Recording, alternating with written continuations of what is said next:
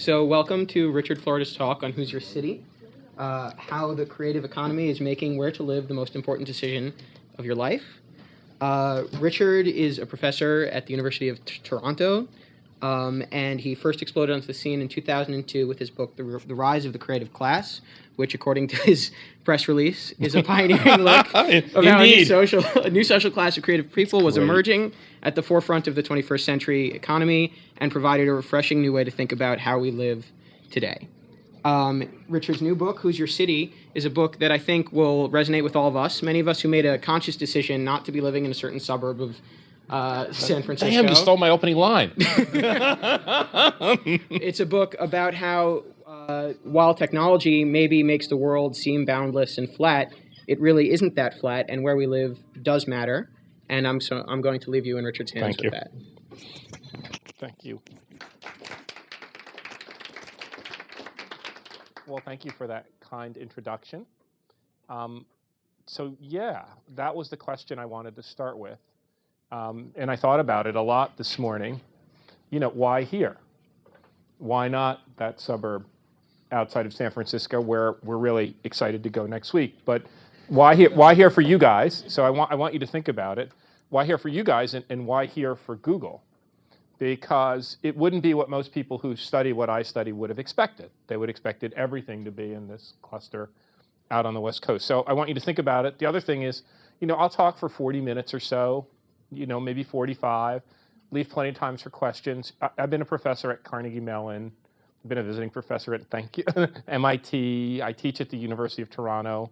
I like questions, and I like really hard questions, so you don't have to feel, I know you don't because you work here, and I know where you went to school, so, but you don't have to feel shy. And, you know, none of us has the last word, and that's something I want to say, and I think you know that because you work, most of you, in technology. If anyone thinks they have the last word, they don't. And all of this is evolving.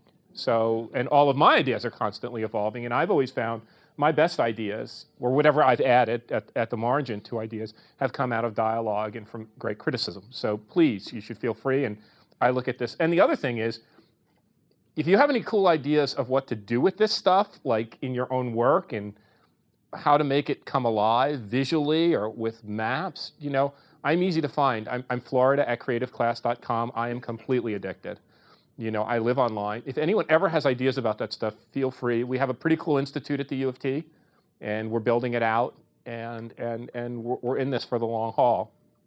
And then the other thing, by way of starting, I want to say is kind of, when you mentioned the press release and the bio material, really the book that I wrote 2 books before this, Rise of the Creative Class, was really about the kind of lives that you guys are leading and have been leading. So in some ways, I learned a lot about this from just interacting with folks, in particular my students and graduate students at Carnegie Mellon and other universities, and now at the U of T. Anyway, I went to Rutgers in the mid-'70s, and I took a degree in political science and urban studies. I went to Columbia, and I got a PhD in urban planning in 1986. So that's between 2 and 3 decades of studying kind of place and geography and location.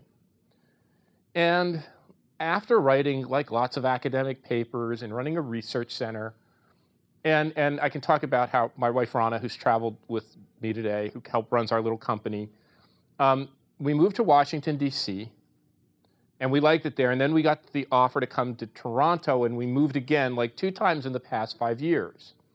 And also we talked to a lot of people, family members, friends who were moving. And I kind of realized, and then I read Dan Gilbert's book, Stumbling on Happiness. And he said, you know, we make 3 big decisions in our life: what we do for a living, who we take as a life partner, and where we live. And I know there's like a lot of economics and business and guidance counseling and advice columns and Business Week kind of magazines on what kind of job and career, and how you would do that and how to navigate it. And certainly my dad, growing up in New Jersey, and I talk about my dad in the beginning of the book. You know, my dad worked in a factory. He had an 8th grade education. You have to study really hard. You have to go to college. You have to get a good career. And first they wanted me to be a dentist. And then they wanted me to be a lawyer. And I just didn't want to do that. So, but then my mom always, and then other people, you know, if you think about this who question, people say, well, you know, who you marry, is really important. I watched the Today Show this morning, and they talked about like happiness in your life and how your family and the person you spend your life with is so important, and people who are married and have happy marriages are happy and more satisfied in their life. And I thought my mom always said, Rich, even though your dad only had an 8th grade education, I guess I could have, gone out with someone more successful, but it was the best decision I made because I really was madly in love with your dad. And then I thought about our own moves, and no one ever told me. And even in my field, now 20 years into this field, people write about why location's important and how place affects things and why companies locate in certain areas. They don't really write so much about why we locate. But I thought, no one has ever really put down on paper how this who question, they talk about the what, they talk about the who, how this where question, how our location affects our lives. And then I met with my research group, and we tossed the idea around. And this young guy who worked for me, he just got back, his band just got back from South by Southwest. They're called These United States. They're really, really interesting. He left kind of writing and researching to have this band. He's a good songwriter. He said, why don't you call it Who's Your City? And we all laughed. And then we took it around to publishers like Basic Books, and they said, you can't title it that.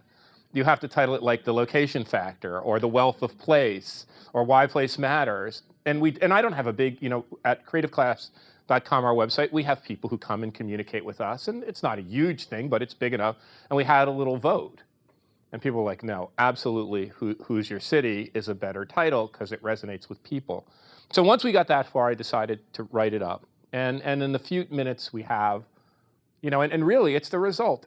It tries to be easy to read, but it's the result of 20 or more years of kind of research in this field. The first thing that we found that's really, really interesting is that, well, you were talking about this, technology, the internet, computing, transportation advances. Everybody immediately hears of that stuff and they think, oh, that's going to make place less important. That all of this advance in technology and communication and transportation is going to make the place you live less important because you can live anywhere. And that's not just a new story. That's an old story. Hey, guys, there are chairs up here if you want them. You don't have to take them. I mean, I'm not trying to make you sit up here. This isn't a bad class. It makes you sit up front. It's okay. And so this is an old story, like I was saying. If you go back and read the history, like the telegraph was going to do this, and then the telephone was going to do it, and then the streetcar was going to do it, and then the automobile was going to do it, and then certainly the airplane was going to do it, and then the fax machine was going to do it. And so what we did, because we're pretty empirically minded, oh, there's one chair left, but you can stay back there if you want. Because we're pretty empirically minded, we said, well, let's take a look at this. So the first thing we did is just look at data. And what's really interesting is there's very little data, which is cool for you guys at Google too. Most data that's collected is collected at the national level. Now, a country may have data like the United States or Canada or Australia or Europe, Eurostat may have data on like cities and provinces and states, but nobody collects actual information on cities. So the first thing we did, there's a program at the United Nations which collects data on population of cities. So we looked at that data, and the first thing that struck us is that in this past year, for the first time in human history, more than 50% of all people live in what they call urban agglomerations. So more than half of the world's population is urban. And if anything, that's been growing over the past, all human history, but certainly over the past 50 to 100 years. That percentage has been growing. And that's when it got interesting. The next thing we had to do was try to estimate, because population is a crude measure of concentration, right? There can be concentrations of people like New York or San Francisco that are relatively wealthy or produce a lot of economic output. There could be concentrations of people in the emerging economies where people are living in essentially slum or kind of global slum situations. So we said, let's try to figure out how much economic activity goes on in these cities. So I'm not a computer scientist, but lots of people I work with are, including 2 or 3 of my best research collaborators who were computer science undergraduates and then took economics PhDs. And one guy said, who was at the University of Maryland, he said, well, Rich, there's satellite maps of the world. And I said, yeah, they're really cool. He said, we could use them to distill economic energy. So he did this. I don't know the methodology, but he basically built some algorithms that would allow him to distill from these energy maps economic output. There's another group, Bill Nordhaus, he's a famous economist at Yale. He's done something similar, not with light maps, but he did this something similar. He called it his G-Econ program. We calibrated against his work. We also went to every country that has subnational data. So if the United States had information on the gross regional product of its 300 regions, we looked at that. Or if Europe had the same thing. We got the best calibration we could, and then we estimated this for every kind of kilometer of light across the globe. And then we got innovation data. Now, we would have liked to have better innovation data, or we'd like to have entrepreneurship startup data, but that doesn't exist, but data on patents do exist. So we took the US data, we got them to do a special run, break it down by zip code, but they do the zip code of every inventor in the world. So not just inventors in the United States, but every inventor that files a US patent in the world, they have his or her location. And then we combine that with data on international patenting from the World International Patent Office. And then finally, we got data on scientific discovery. This guy, Mike Batty, he's a professor in London. He had been looking at bibliometric data. I'll bet you have better bibliometric data, but nonetheless, he had bibliometric data. And we looked at scientific discovery and publication. Well, what happened is, you all know Tom Friedman's work about the world being flat and how he says the world is going to be flat, it's going to be a level playing field, there are 6 billion people competing for work. He talks in that book, if you want to innovate, you no longer have to emigrate. The world wasn't flat at all. Whether we looked at population or economic activity, innovation or discovery, it was like this. Population had a line like this, economic activity had a line like this, innovation had a line like this. Each of those lines got steeper and steeper. So what we talk about in the book, and you can see the maps in there, is that the world is really, really spiky. And I know you guys can understand this, but lots of people have trouble with it. It's not like it's actually one or the other. It's both flat and spiky, decentralizing and centralizing at the same time. So as the world gets bigger and as more countries come into play, and as economic activity expands and firms decentralize their economic activity, they don't do that in a ubiquitous way. They do it in a very concentrated way. So there's kind of a dialectic. As the world expands and grows more global, the vehicle of globalization are these very spiky places. And then we went one step further. We decided that using this data series, we could actually capture where really important clusters of economic activity are. We could not only capture a city like New York, but we had the satellite images. We could identify the world economy's real economic centers, which aren't necessarily cities and aren't necessarily states and provinces and certainly aren't nations, but by using that satellite imagery, we could see where there is a actually observable empirical concentration of economic activity. Well, we did that exercise. We gave all of them kind of funny names. We tried to give them interesting names. A fellow named John Gottman in the 50s, he's an economic geographer, described the emergence of what he called megalopolis, right? It's a word we all know, but him megalopolis was Baw's Wash, he called it. The Boston, New York, Washington corridor. Well, that one popped up right away. And then there was another one he called Shy Pits that ran from Chicago to Detroit to Cleveland to Pittsburgh. But he didn't do much more, and a few other people had tried to look at US what we call mega regions. We actually identified every single regional cluster in the world, setting a threshold of a place that produces more than $100 billion in economic activity. We actually identified that there are about 40 of these things worldwide. So there's 191 nations, but actually there's 40 mega regions, which are the real centers of the economic action in the world economy. They house less than 20% of the world's population. They account for 2/3 of all the world's economic output, and almost 90%, about 80 to 85% of the world's innovation. The world is a very concentrated place. And the other thing that struck us, and I see that you guys are a very global group, if you look at the United States, you actually get a very biased picture of the geographic distribution of economic activity. Because the United States is the most evenly distributed place on the planet. Like, it has the most number of kind of interesting cities. You know, New York and Boston and Washington and Chicago and Austin and Ann Arbor and Pittsburgh and San Francisco and LA, Seattle, Portland has lots and lots of cities. Not that they're all the same, they're diverging increasingly over time, but they're more or less similar. We looked at India and China. And, you know, people say the United States is involved in this competition with India and China. I could talk ad nauseum about that and how silly those arguments sometimes are, you know, but the United States isn't competing with India and China. They're two of the most spiky places on the planet.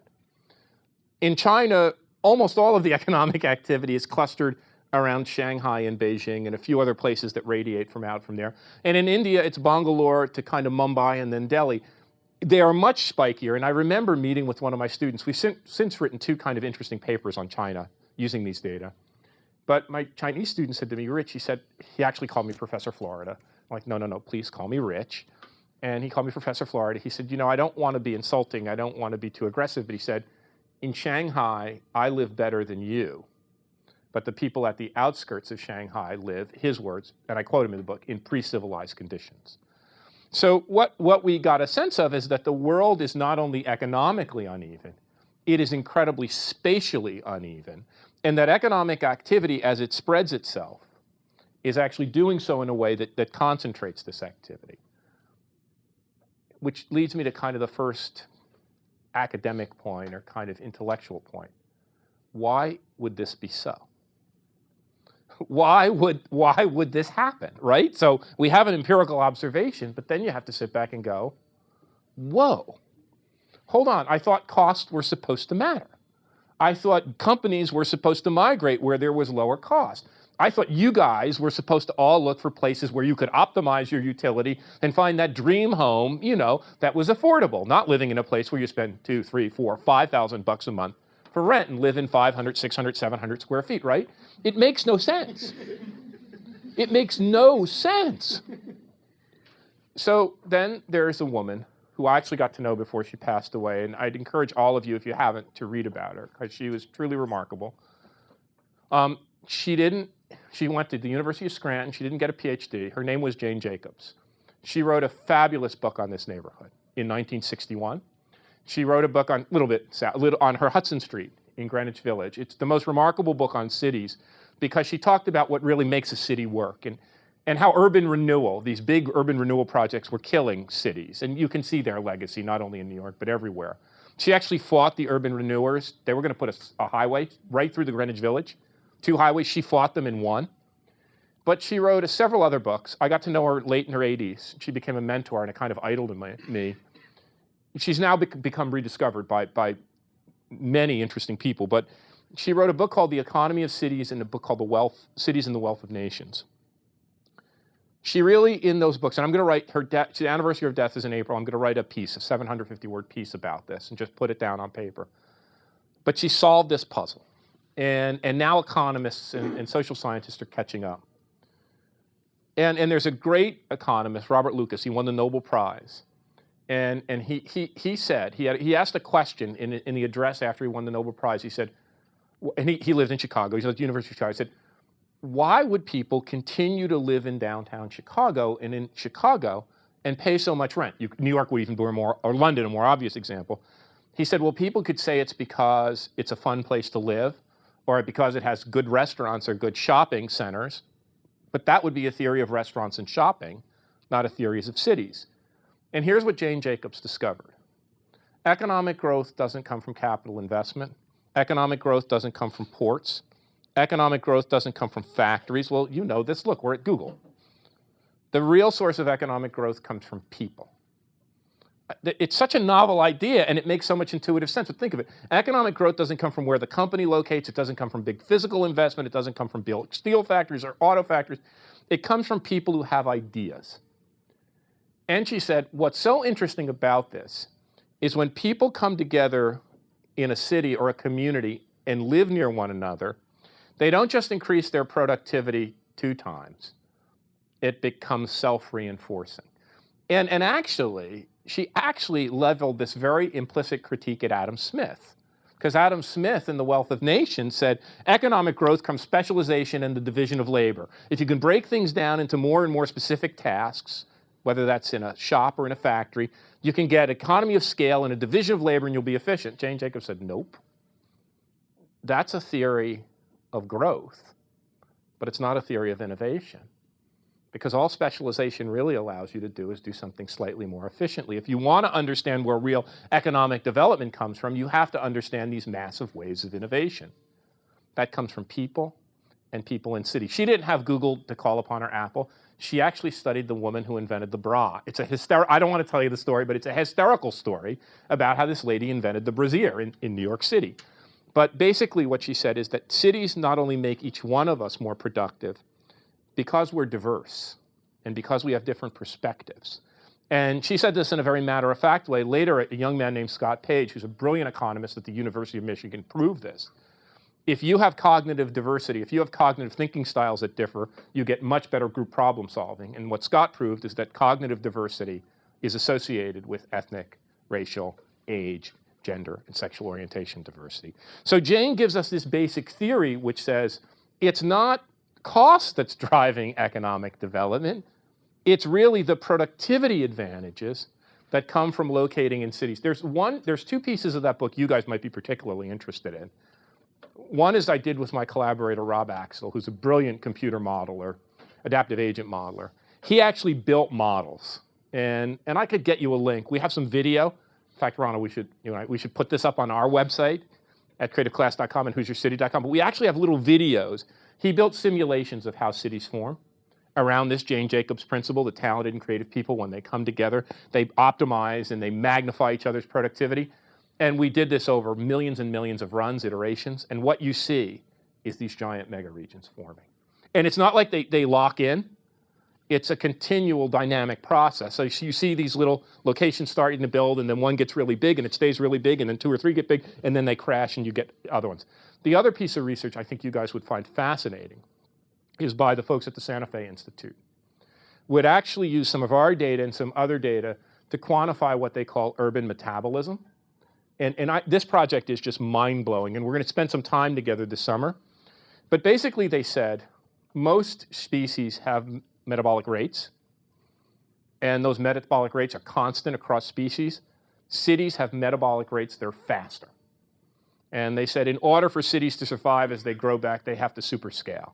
And so that work is talked about in the book, and I think you'd find it really interesting. But the point is, cities are what we call mega regions, are these incredible economic and social organisms that work not because they're fun and they're great places to hang out, but because they make people more innovative and productive. So that's the first part of the book. The second part of the book says, well, how does this affect kind of your economic life? Three things really struck me in doing this research. The first one I called initially the difference between the mobile and the stuck. I now call it the difference between the mobile, the rooted, and the stuck. Increasingly in our society, economic advantage comes to people who are geographically mobile. And that's something I want just everybody to be aware of. I know most of us in this room are aware of it, but most people in society are not aware of it. It used to be that you can live in your hometown and find a job in a factory, in an office building, and be around your family and friends and do just fine. Increasingly, what we found, and drawing on a lot of other research, is economic mobility is strongly associated with geographic mobility. So not everybody moves. Lots of people choose to stay rooted. They want to be around family and friends. They don't want to disrupt their community. They find that they get a lot of joy from that. And then, tragically, there are the people who are stuck, who don't have the resources to move, who own homes in older cities and in places that those homes are underwater, as they say. They can't sell them. And one of the things that the book points out is that mobility is very geographic mobility is increasingly associated with socioeconomic mobility. The second thing it finds, and related to that, and in technology fields you see it, is that job markets are becoming incredibly specialized. Does that make sense to you guys? That job markets, most cities used to have a wide array of, in mega regions, a wide array of employment opportunities. Now, increasingly, if you want to do a certain kind of thing, you have to be in a certain number of cities. Well, think about the Valley in high technology. That's self-evident. Think about LA in entertainment and filmmaking. The one example I talked about in the book, and especially since my wife Ron is from Detroit, and we spend a lot of time there, and I kind of like Detroit, and I lived in Pittsburgh, I like Pittsburgh.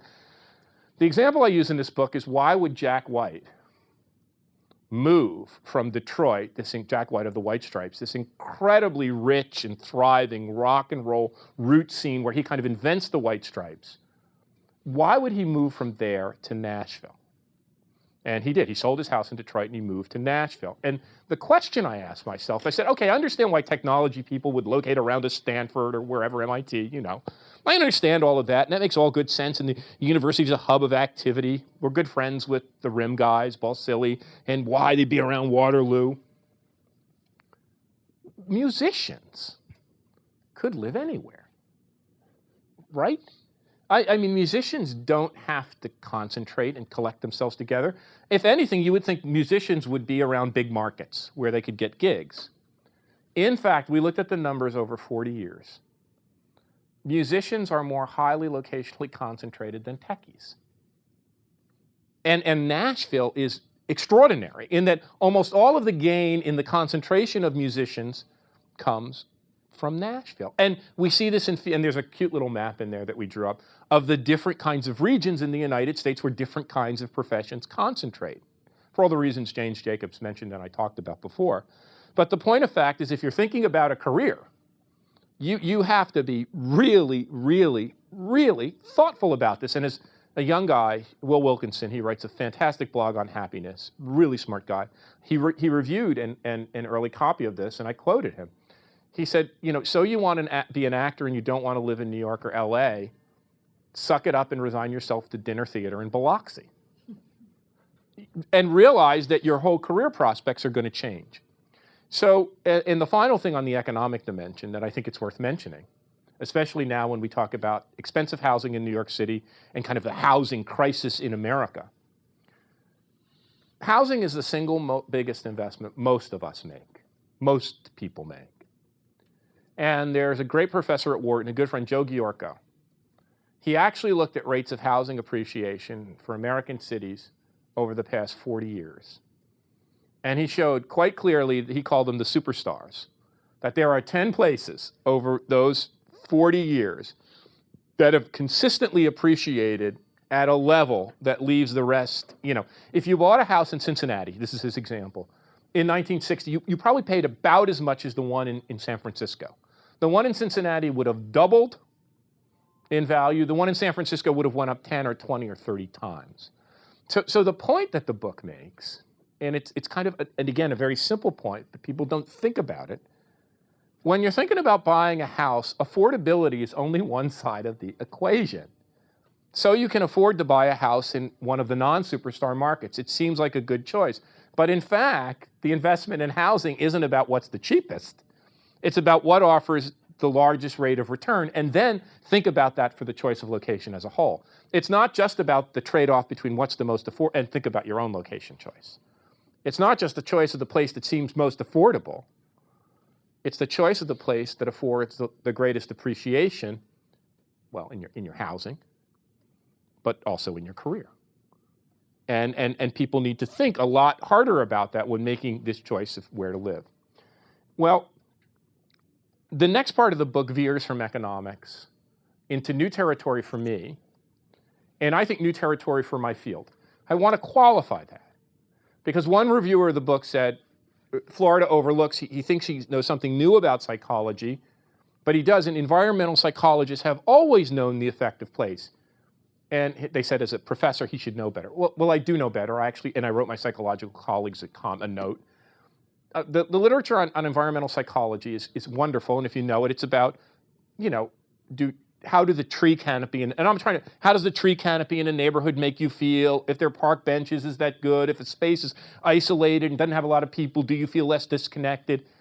It doesn't talk about the relationship between psychology and place and actually personality. That literature is very slim. So we did two projects.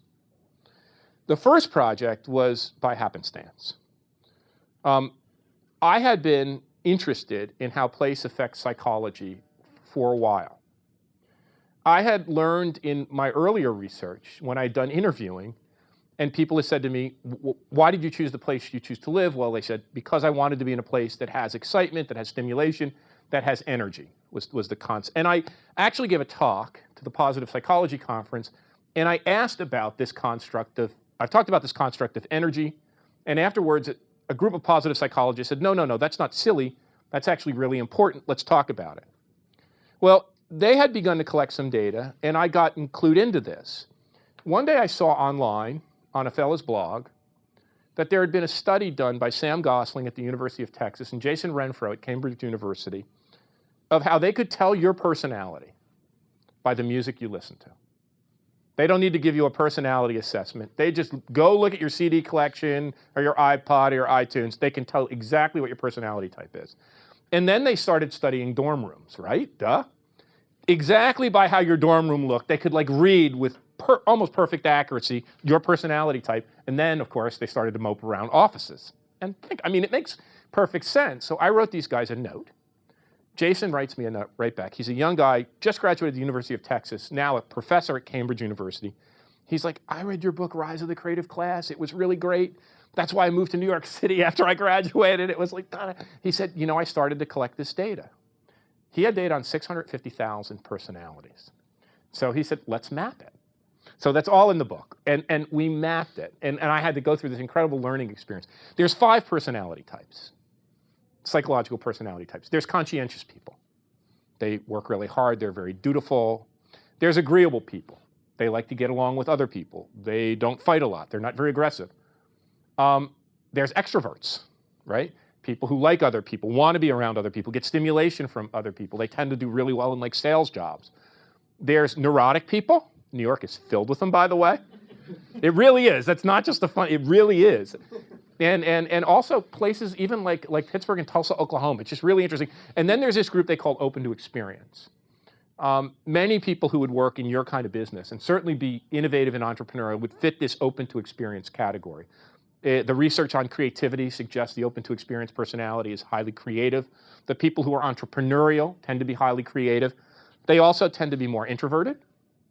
Most highly Open to Experience people, because Open to Experience people tend to get stimulation from their work rather than from other. They're kind of different from an extrovert, and an extrovert gets stimulated by other people. An Open to Experience person gets stimulated by experiences. They tend to be somewhat disagreeable. They tend to be somewhat aloof. No, I taught at Carnegie Mellon. I was a visiting professor at MIT. I understand. So no, but it's just an amazing thing. And then we map them. And I think we actually use some of your mapping stuff, some of your heat map stuff. And we'd love to do more of this. And we got to do more because this is a first pass. We map them. And I feel so bad when I say this because the conscientious people were like a blob. The agreeable people were like a blob. The extroverts were like a blob. And then the Open to Experience people were like pinpoints. They were in New York, they were in Boston, they were in Washington, a few in Southern Florida, Austin, Texas, bing, and then San Francisco and LA, and up in Seattle. And Jason and I looked at this, and we're now probing it in even more detail, and I speculate on this in the book. Most economists and social scientists have looked at what's happening in our country and said what's driving economic growth are people with high levels of education. And they're becoming divergent. Their locations are diverging. It used to be every city had 12 or 15% of people with a college degree. Detroit, Pittsburgh, New York, San Francisco, and it might have been a little higher in New York and Boston and San Francisco. Now, San Francisco and Washington, D.C. have over 50%, and a place like Detroit has 14%. So human capital, they say, or education is becoming divergent. And all I said in this is, what if education is only one part of skill?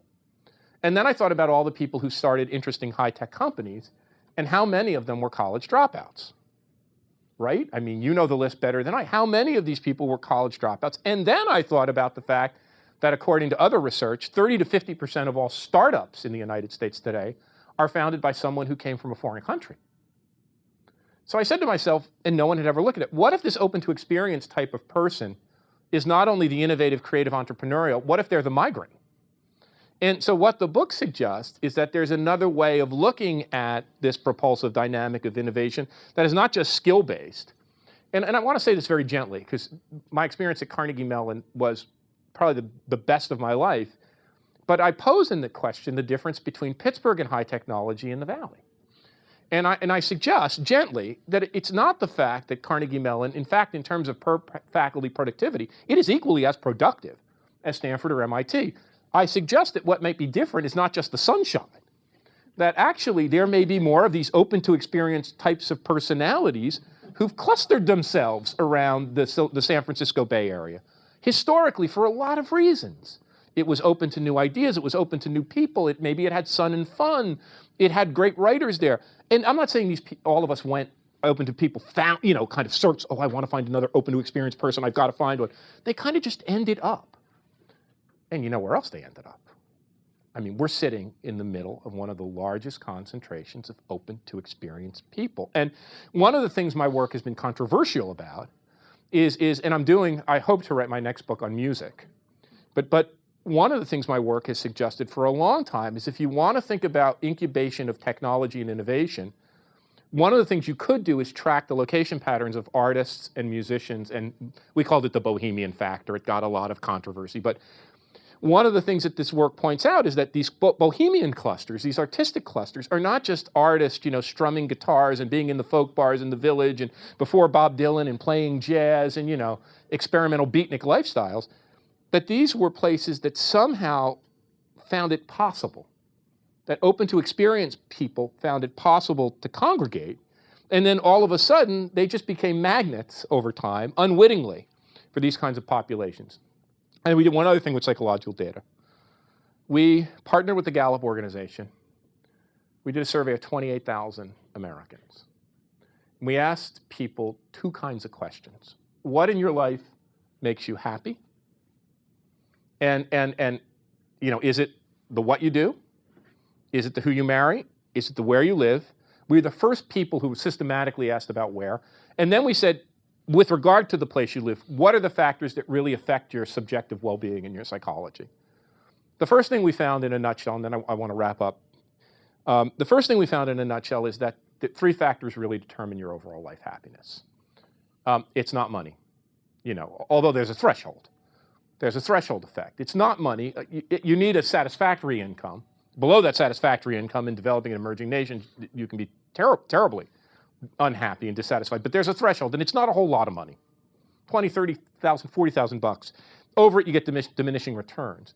What makes you really happy is having a job that you love and you're challenged by, and it allows you to manage your time. I mean, you guys all know about that. Secondly, what makes you really happy in your life is your social connections, your relationships. And one of the very, very devastating things we found, looking at some sociological research, is that we have fewer and fewer real social connections in our life. In fact, the modal number of people we are close with, close confidants in America is 1. I mean, that is really abjectly terrifying. But people who have a richer social life, they feel more socially connected, and I think it's something many people are striving for. Young man Ethan Waters wrote a great book on this. He called it The Urban Tribe. And he talked about how particularly among younger groups, people are actually forging new kinds of communities, very different than communities in the past, alternatives to coupling and to marriage, and he gets a wonderful book. But anyway, we found those two things are really important: what you do and how excited you are by it, and then kind of your social life. We also have an interesting map in the book. We call it the singles map, which shows kind of the places with the best ratios for men and women, which is hysterical. Trust me, that's what gets the most hits on the website. We get the most dialogue going. New York is much better for guys than girls, by the way. Just had to let you know that. The West Coast is just the opposite, which is so interesting to me. But then we looked at the effect of place. Place really has a huge effect on people's well-being, and it's interesting. It's not only about equal to the other two, and the work talks about the statistics. They're close to one another. What's really interesting when we ask people where stress comes from in their lives, their job could be a source of great stress, and even their family could be a source of great stress. Around 3% of people reported that the place they live was ever a real source of stress. Now, that is very different in places where commuting patterns are horrific. People who have long commutes are terribly unhappy about that. But on balance, where we live tends to act on the positive side of our well-being ledger. But the question we asked about why was really fascinating. And I had gotten embroiled in debate with other urbanists, including some in New York at the Manhattan Institute. And what they had argued is that all of my work on the Bohemian factor, we actually had a gay index, which showed that places that have higher gay and lesbian concentrations have higher rates of innovation and entrepreneurship. And they kind of said, this is fluffy, this is frivolous. You know, does Florida really believe that places that have street guitarists and people wear ripped t-shirts and want to live in the urban core, that somehow, you know, that's going to outcompete the great suburb? So I said, fine, fine, fine. You guys are, and you know, I took that seriously. I didn't dismiss it. They also said I had a gay agenda. These are just hysterical things. They accused me of trying to undermine Judeo-Christian civilization. I mean, this is just wild. But like, okay, let's look into it. I'm an empiricist. I don't have a values agenda. And so we did this survey with Gallup, and we asked about 100 questions about what people want from their community. We surveyed every ethnic group, every racial group, sexual orientation, income groups, age groups. And what we found is that there are 5 factors that really are important. The first one is most people, given their druthers, would like to live in a place that's safe and have good schools. Very important. Second thing we found is most people would like to live in a place that has economic and social opportunity. Third thing we found is if you have a good mayor and good business leadership, people are happier. But those were just 3 fundamentals. At the margin, there were 2 things that really elevated people's happiness with their community. We asked a question. We said, how good is your community as a place for racial minorities, ethnic minorities, religious minorities, artists, techies, entrepreneurs, family with children, poor people, elderly people, disabled people, gays and lesbians, young college graduates looking for work, singles. What was interesting is the places where people reported that their town was a good place across the board, everybody's happiness factor and well-being went up. Guess which group people said, on balance, was the group that Americans were least likely to be open to? We didn't ask atheists. Dang! Young, recent college graduates searching for a job. And we can talk about that in the question. The second factor we found that is the single most important factor. The second most important factor we found, the most important factor we found was we called it quality of place. The physical characteristics of the place itself. We asked, you know, do you have parks that you can use? Do you have open space? Are there trails? Is there architecture that you admire? Do you like the rivers? All of this stuff about the aesthetic character, we call it quality of place. You know, the kind of strength of the place itself. Places where people report that they found the quality of the place to be high, the happiness and well-being factor was much higher. Anyway, I could go on and on and on. I'm pretty good at keeping to the time, you know. We all in the academic world, as you know, come from the Fidel Castro School of Public Speaking, so I could go on, but I'll just stop there, and I very much welcome your questions, and thank you for your patience in sitting and listening. Well, thank you. Thank you. How much of this is culturally generalized? We have 2 sets of data. The economic data is worldwide. The cultural data is highly American and Western-centric. We now have a research team that spans most of Europe and Northern Europe with sprinklings in Asia, very few in Latin America, none in Africa. My goal in the Institute is to make it more culturally generalizable. But to this point, our work has, in the cultural and psychological piece, a Western bias. I could, and if we follow up, I said my email was florida@creativeclass.com, I could ask my research team to think about whether we have any data on people who came from other cultures and happen to be located in North America. My fear, just to be honest with you, is that those are not adequate representations of the phenomena you want. We have to go out and collect deeper samples in those cultures and constructs. The reason I ask is because I just spent a year in India, and the things you're talking about are, you know, completely orthogonal to my experience in India. They don't apply. It's almost as if you were speaking a different language. Now I'm from the U.S. I hear you. And I think, where were you in India? I was in Bangalore. Yeah, and that's very interesting to me because Bangalore is a spike. And if we find cultural differences or cultural conflict there, then we found something interesting. But that's one of the things, that the goal of our new institute is to make these more culturally generalizable. And actually, to be quite candid, the other reason we wanted to move outside, not that Toronto's all that far, but by moving to Toronto, I really felt what you see, that much of this work is American-centric, and the need to bring a greater global perspective. And hopefully in the future, we'll be able to do more of that. This work, to be quite candid, shares that bias. Oh God, I'll try to. Do you have an idea of maybe tracking or qualifying something that is a domain-specific network effect, where you kind of just have to be in a certain place? Yes. Or like Silicon Valley is known for the tech startups. You can really not do a deal if you're too far away from Wall Street. Yes. Like, this is not just because people want to live here. You kind of have to live here. That, yeah, and I think that's the point of the work. We're going to dig deeper into that, but this domain-specific network, and the domain-specific networks are not that much overlapping. They are geographically specific. The Silicon Valley Tech Network, the New York City or London Investment Banking Network. The Nashville is the same thing for music deals. And Jack White, I didn't get this interview, but it came out after the book. He said, the reason I moved to Nashville, and I don't have this in the book, is Detroit had a debilitating scene and people were kind of mean, but he said, I want to write hits.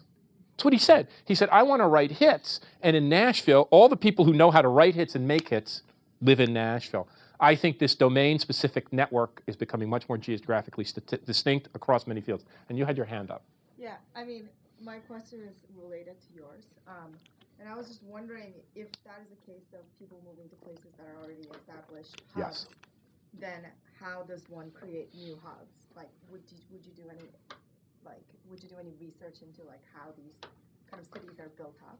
Let me tell you, when I asked Jane Jacobs this question, and she's such a wonderfully brilliant woman, here's what she said to me. When a place gets boring, even the rich people leave. Think about that. I mean, it was the most incredible remark that there are these Gladwellian tipping points. You don't know when they're going to occur. But all of a sudden, a place that was exciting and filled with energy and filled with, all of a sudden it just gets boring. And she said to me, she said, Richard, look at some of the greatest neighborhoods in the world that are now slums. They were the greatest neighborhoods, they're now slums. At some point, they were one of these networks, and then it was all lost. So I think at certain points, these networks either become rigid, they become sclerotic, or maybe an entrepreneurial act occurs in a new area. Maybe Waterloo is one now. I'm just brainstorming with you. Maybe we're seeing the birth of one in Waterloo. The one we track historically is Nashville. Nashville was a backwater now they had some country players, but it was not a music hub in 1950, and you can watch it grow. So the question is what ignites it, and what we believe is that they're kind of random acts. It's not Stanford that ignited the Valley. There were lots of possible Stanfords. There was some igniting act that allowed that to take off, and then they developed some advantage for some period of time if they're nurtured. But the other one is, look, we just came back from Dayton. Dayton was a tremendous center of domain-specific knowledge in bicycling, and then car, and then planes. Ron is from Detroit. I mean, you're talking about one of the greatest agglomerations of Pittsburgh. I mean, Pittsburgh was kind of a Silicon Valley of its day. So we kind of have a sense of why they decline when they get rigid. We believe they're kind of random acts. And I talk about this in the book. I talk about the joke. They asked one venture capitalist in the Valley, how do you create another Silicon Valley? He said, take one great university, add venture capital, and add a little sunshine. It's not that simple.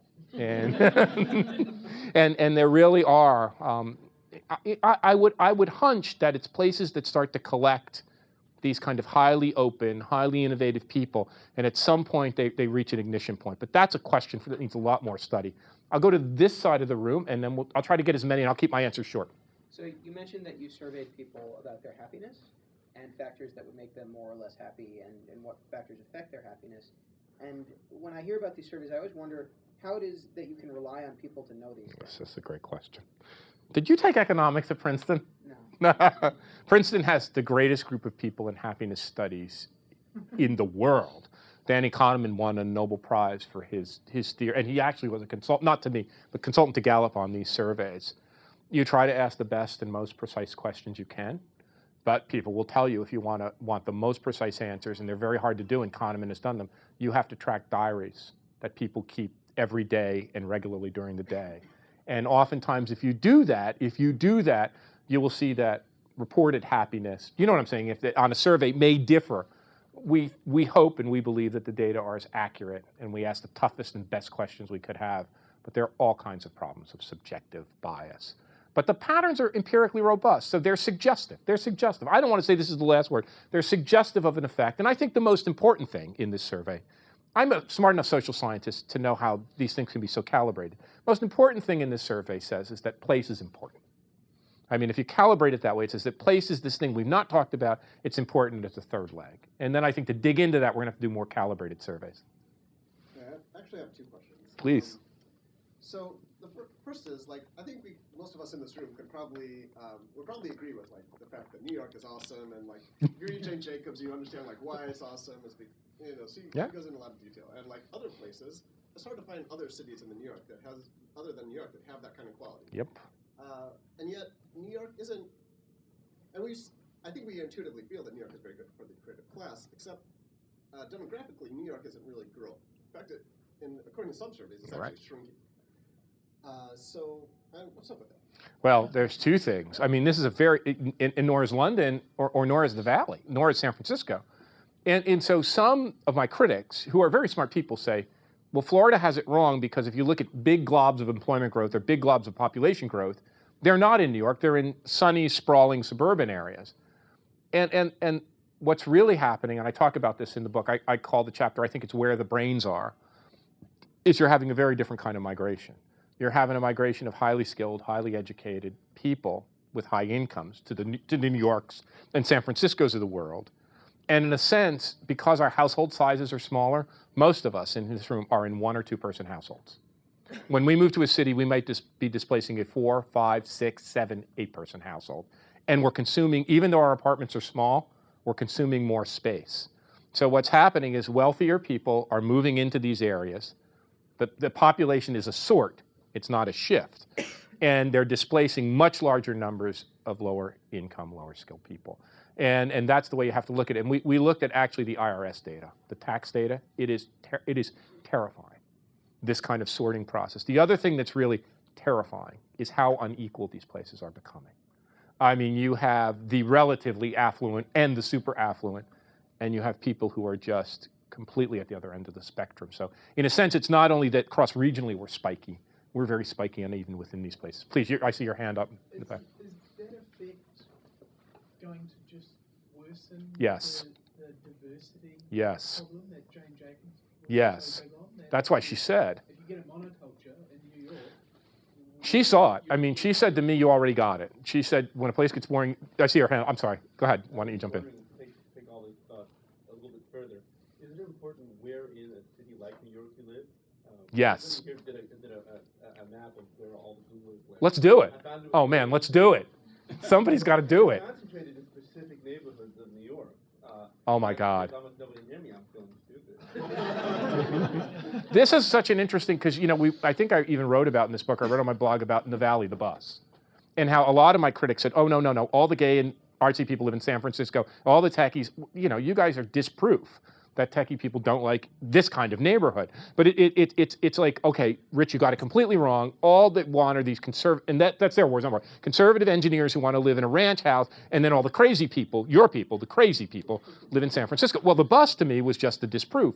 I think you've identified a great research project, and I don't know if we could do it together. I don't know if the data is available, but simply to plot the neighborhood locations in this location and on the West Coast of the Google people would be, I think, a quite remarkable project. We really want to get to these neighborhood effects.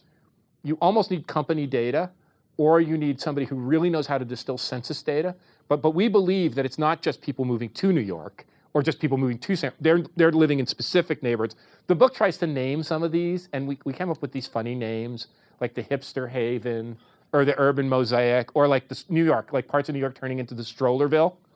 You know, we tried to create a typology, no data for that. But we believe that the data, we could. It's not just about the job that you're locally near, it's about people you're Absolutely. talking to, meeting with. Absolutely, and they're not, they maybe are a similar income group, but they don't necessarily are similar ethnic or racial makeup or similar career pattern, but similar income group. Did you have a question?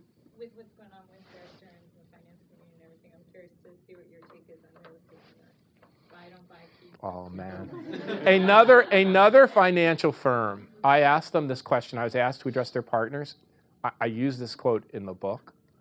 They said, oh, Richard, we're not the effect of the real estate bubble, we're the cause.